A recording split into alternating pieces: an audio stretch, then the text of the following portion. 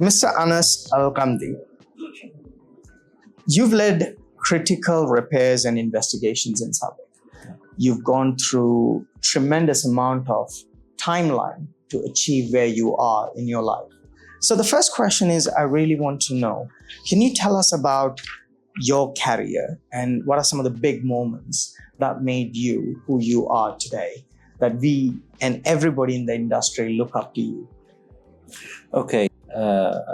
I started in 2012 working with SABIC gas, and I worked in different functions. So I started my career in maintenance.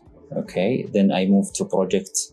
Then I moved to inspection and static equipment.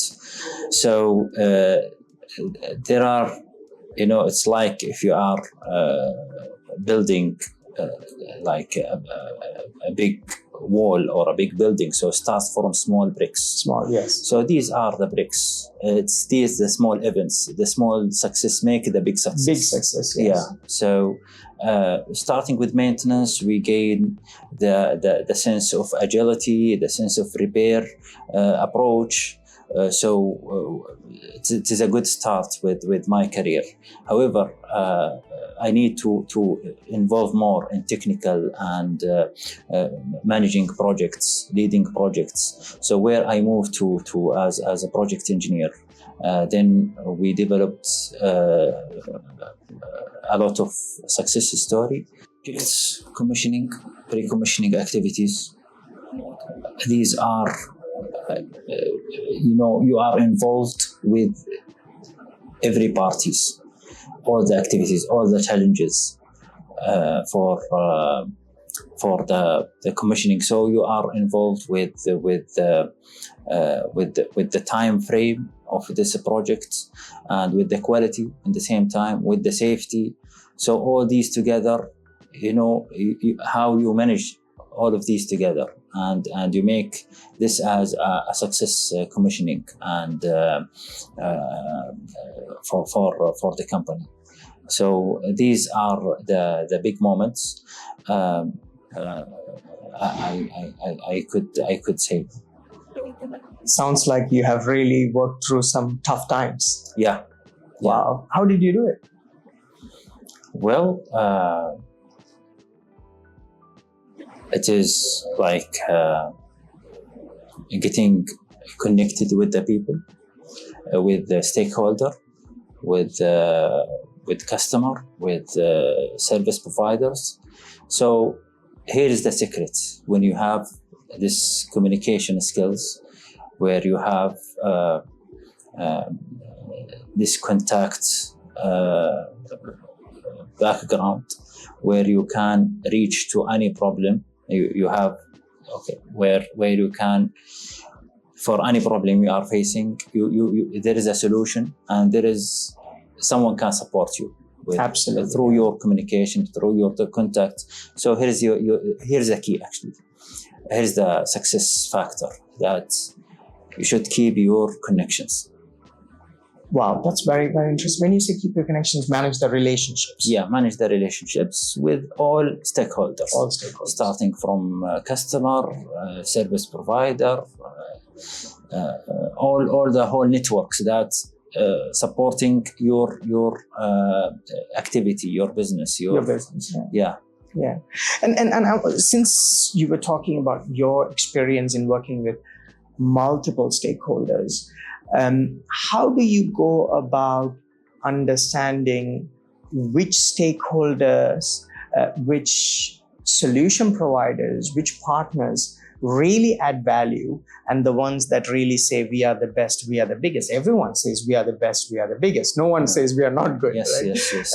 So when everybody says the same thing, how do you go about handpicking the right partners and managing that relationship? Yeah, so this is a very good question, and we are not following these I can't say advertisements. Yes, yes. It's just advertisements. Advertisement. But we need to evaluate. We need to Correct. verify if they are bringing some new technology. We need to evaluate it. Yes. We need to test it first. We need to run like a demo for that technology to prove its reliability and its adequacy. Right, Yeah. right. And how do you normally go about doing that? Do you give them the time and the opportunity to prove themselves? Look, we are in agile business. Yes. Business of petrochemical is very agile. Agile, yes. And sometimes you don't have this time. And we are looking to have this technology is already ready to be implemented. We can give time if there is a value behind it. Value behind. If there is a value, there is a good cost saving, and it will save time for us. This we can give it a time to proven its availability and its but if it's repeated or conventional approach, we are not interested to give it a chance because there's available already in the market. Yes, absolutely. I love your communication skills. You're a man who really chooses beautiful words. I mean, outside of this, but I enjoy the way how you present. MashaAllah, very nice. Thank MashaAllah, you. very nice. Really appreciate it. Yeah, yeah. I want to ask you. So, okay, this is a good question. Lessons from mistakes. Yeah. Everybody makes mistakes, Yeah. but not a lot of people accept it. Yeah. But I want to know, did you ever choose anything that you thought would be good, but it was not good? And then the lessons that you learned from it that made you a better person, a successful person that you are today? Yeah. Okay. See, there is something. So if you have an opportunity with a good value, it doesn't mean that it is for me. Yes. Okay. What is for you? You are ready for it. Correct. This is the big lesson there. Yes. What is for you is you are ready for it. Ready for it. That's it. If there's a good opportunity, you are not ready, maybe, and you are trying to attempt, maybe you'll make things worse. Of course, of course. So this is the biggest lesson there. Right, right. Excellent. Now, there are a lot of young people in Saudi. Yeah. People that want to become like Mr. Anas, that want to grow and become as successful, get to the positions that you have got. Mm-hmm. What would your advice be to those people that want to become like Mr. Anas? Okay. So self-learning is a key. Wow. Okay. Try to connect. Also communication skills.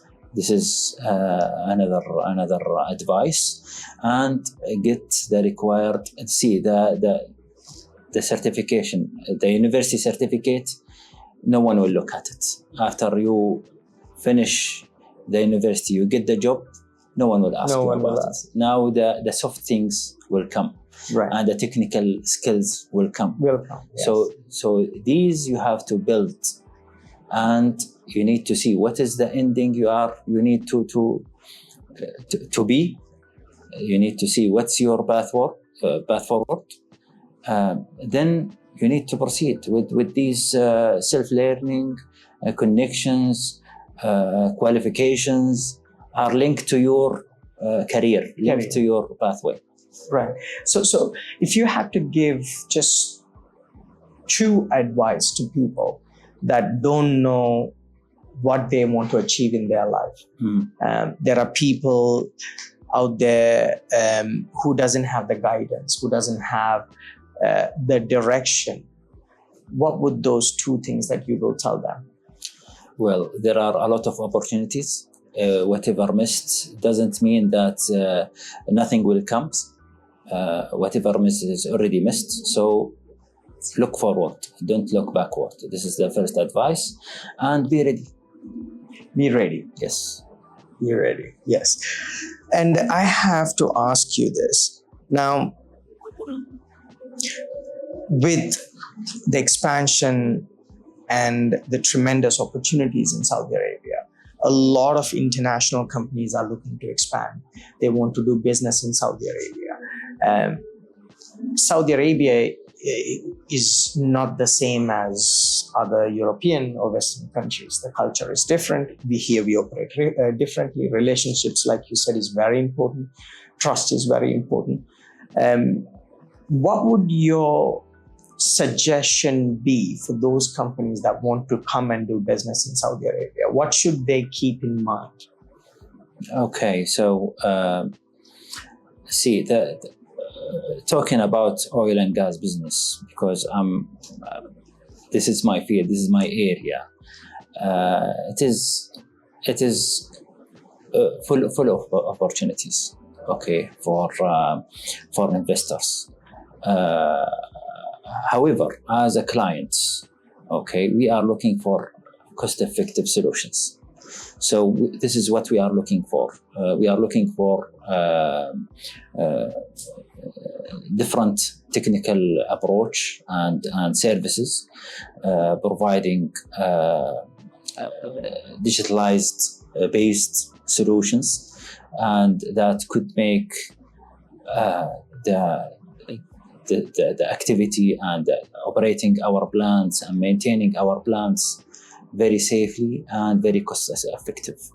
This is what we are looking for. Right.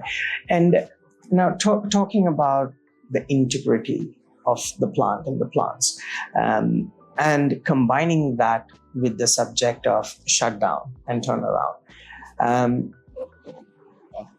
As a conference organizer, we are constantly looking to add value to the plants. And generally, they always say, we have shutdown, we are worried about making sure the performance and the integrity of our assets are on point. And so we were thinking, what if we combine and organize a conference on asset integrity and turnaround execution together? Mm-hmm. That means 2 days conference, 1 day focused on asset integrity, day 2 is focused on shutdown and turnaround executions.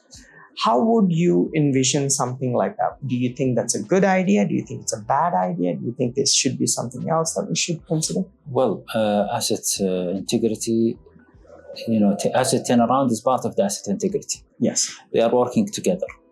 Okay, and it is part of the output from asset integrity is to have regular maintenance and regular turnarounds, overhauling for these assets. Okay, so it should come together. It should come together. It should come together. Yeah, of course. And it makes a lot of sense to come together. Yes. Right.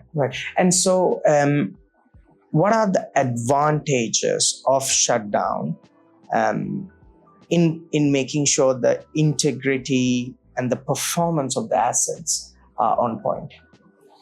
Yes. Okay. Plant shutdown is a cost. There is a cost for the plant shutdown. However, this cost must be considered to extend the life of this equipment. There are regular checks need to be considered during this turnaround. After long run of the equipment, some equipment run continuously 5 years, and after 5 years, 6 years, sometimes 7 years, we need to check this equipment integrity, replacing some consumables considered to be consumed after this period of time. There are consumables should be considered and replaced. So this is how it will help to extend the life of the equipment. It's like your car. You have your car. Why you are after every 10,000 you have to take it to the mechanic to change your oil? Why? Correct. This is a minor overhauling in your house. Correct. Okay, so the same thing we are doing in our plants, but our plant not run for 10,000 only. They want to run for 5 years. Yes, absolutely, 100%. So, what is the longest timeline maximum an asset can function without a plant shutdown? Well, this is very general. we cannot answer that. So it's equipment. Each equipment it have its separate, own requirements and treatment. So you are dealing in your plant. You have many equipments that impacting. So the question is that, is this equipment, if I shut down it, is it going to disturb the whole process? If yes, means this is my critical path for my activity. Okay, so I will consider this equipment overhauling, or this is the what I call it. It is like a constraint. It is a constraint and managing for my shutdown planning. Okay, because I cannot exceed because of that equipment. Right. Okay, maybe other equipment can sustain more, but I need to shut down at this interval, because every 5 years I need to check this equipment, and if I check this equipment, I will shut down the whole complex. Okay, so I will try to manage all the strategies within that I need to open or overhaul within this interval. Yeah. Right. Mr. Anas, I have done tremendous amount of podcasts in my life, and this is probably one of the podcasts that I am very inspired by. Right. How you've navigated, the advices that you have for young people, your technical and overall knowledge in oil and gas petrochemical is tremendous. And for that, I really, really appreciate it. And thank you so very much. It is my pleasure. Thank you. And with that, ladies and gentlemen, thank you so much for watching and joining us.